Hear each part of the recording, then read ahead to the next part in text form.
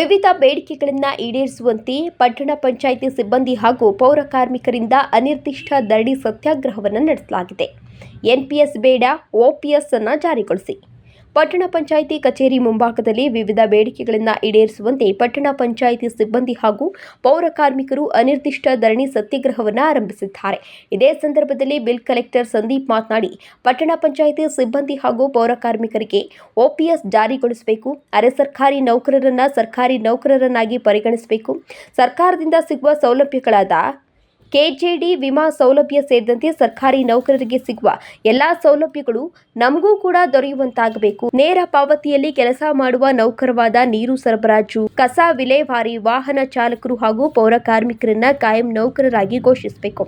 ಸರ್ಕಾರಕ್ಕೆ 45 ದಿನಗಳ ಗಡುವು ನೀಡಿದ್ದವು. ಆದರೆ ಸರ್ಕಾರ ಪಟ್ಟಣ ಪಂಚಾಯಿತಿ ಸಿಬ್ಬಂದಿ ಹಾಗೂ ಪೌರ ಕಾರ್ಮಿಕರನ್ನ ನಿರ್ಲಕ್ಷಿಸಿದೆ.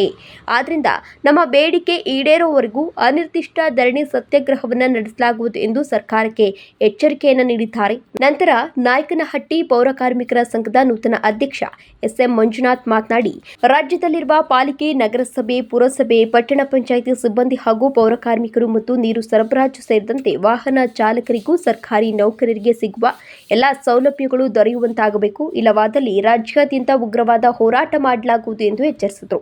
ಇದೇ ಸಂದರ್ಭದಲ್ಲಿ ಪಟ್ಟಣ ಪಂಚಾಯಿತಿ ಸಿಬ್ಬಂದಿಗಳಾದ T Thippeswamy, K V Thippeshi, R Sandeep, Nagarathnamma, Dayananda Swamy, Mangala, Gowramma, Madhu, Abhishek, T Suresh, Thippamma, Thippeswamy, N Latha, Shivarudrappa, A K Thippeswamy, Haralayya, Obayya, Borayya, S Thippeswamy, S M Manjunath, B Thippeswamy, Hanumanthappa, Muniyappa, B Rudrappa, Kashinath, Mailarappa, H S Halappa, Rathnamma, Rudranna, Gudadayya, G P Rathnamma ಇನ್ನು ಮುಂತಾದವರು ಹಾಜರಿದ್ದರು. ಇವತ್ತು ಸಂದೀಪ್ ಅಂತ ಹೆಸರು. ನಾನು ಪಟ್ಟಣ ಪಂಚಾಯತಿಯಲ್ಲಿ ಕೆಲಸ ಮಾಡ್ತಾ ಇದ್ದೀನಿ, ನಾಗೇಟಿ ಪಟ್ಟಣ ಪಂಚಾಯತಿಯಲ್ಲಿ. ವಿಷಯ ಏನಪ್ಪ ಅಂದರೆ, ಇವತ್ತು ಅನಿರ್ದಿಷ್ಟವಾಗಿ ಮುಷ್ಕರ ಮಾಡ್ತಾ ಇದ್ದೀವಿ. ವಿಷಯ ಏನಪ್ಪ ಅಂದರೆ, ನನಗೆ OPS ಜಾರಿ ಆಗಬೇಕು, NPS ಹೋಗಬೇಕು, ಮತ್ತು ನಮ್ಮದು ಹಳೆ ಸರ್ಕಾರಿ ನೌಕರನಾಗಿ ಪರಿಗಣಿಸಬೇಕು ಸರ್ಕಾರ. ಮತ್ತು KGD ಮತ್ತು ಸರ್ಕಾರಿ ಸೌಲಭ್ಯಗಳು ಏನು ಬರುತ್ತೋ ಅದೆಲ್ಲನೂ ಕೊಡಬೇಕು. ಮತ್ತು ನಮ್ಮ ನೀರು ಸರಬರಾಜು ಸಿಬ್ಬಂದಿ ಮತ್ತು ವಾಹನ ಚಾಲಕರಿಗೆ ನೇರ ಪಾವತಿಯಲ್ಲಿ ಯಾರು ವರ್ಕ್ ಮಾಡ್ತೀರೋ ಅವರೆಲ್ಲರೂ ಸಮೇತನು ಸರ್ಕಾರಿ ನೌಕರರಾಗಿ ಒಳಗೆ ಬರಬೇಕು, ಕಾಯಂ ನೌಕರಾಗಿ ಕೆಲಸ ಮಾಡಬೇಕು ಅವರೆಲ್ಲನೂ.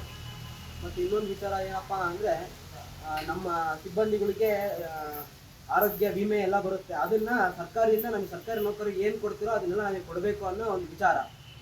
ಈ ದಿನಗಳಲ್ಲಿ ಕರ್ನಾಟಕ ರಾಜ್ಯ ಸರ್ಕಾರಿ ನೌಕರರಿಗೆ OPS ಮತ್ತು ಆರೋಗ್ಯ ವಿಮಾ ಕಾರ್ಡು, ಇನ್ನೂ ಸಂಜೀವಿನಿ ಕಾರ್ಡು ಮತ್ತು ಇನ್ನೇನು ಅನೇಕ ಕಾರ್ಡುಗಳು, ಅನೇಕ ಸವಲತ್ತುಗಳನ್ನು ಕೊಡ್ತಾ ಇದ್ದಾರೆ. ಅವುಗಳ ಜೊತೆಗೆ ನಮಗೂ ಪಟ್ಟಣ ಪಂಚಾಯತಿ, ಮುನ್ಸಿಪಲ್, ನಗರಸಭೆ, ಪೌರ ಕಾರ್ಮಿಕರು ಮತ್ತು ನೌಕರರಿಗೂ ಕೊಡಲೇಬೇಕು. ಕೊಡದಿದ್ದರೆ ಒಂದು ವೇಳೆ ರಾಜ್ಯಾದ್ಯಂತ ಉಗ್ರವಾದ ಹೋರಾಟ ಮಾಡ್ತೀವಿ ಅಂತೇಳಿ ಒಂದು ಮುನ್ಸೂಚನೆ ಕೊಡ್ತೀವಿ. ಯಾವುದಕ್ಕಾಗಿ ಉಗ್ರ ಹೋರಾಟ ಮಾಡ್ತೀವಪ್ಪ? ನೌಕರರನ್ನ ಒಂದು ವೇಳೆ ಕೈ ಬಿಟ್ಟಿದ್ದೆ ಆದರೆ ಕರ್ನಾಟಕ ರಾಜ್ಯಾದ್ಯಂತ ಉಗ್ರವಾದ ಹೋರಾಟ ಮಾಡೋಕ್ಕೆ ನಾವು ಸಿದ್ಧವಿದ್ದೀವಿ ಅಂತೇಳಿ ಒಂದು ಮುನ್ಸೂಚನೆಯಾಗಿ ನಾವು ಸರ್ಕಾರಕ್ಕೆ ಈ ಮುಖೇನ ಮುಟ್ಟಿಸ್ತೀವಿ. ಜೈ ಹಿಂದ್, ಜೈ ಕರ್ನಾಟಕ ಮಾತೆ.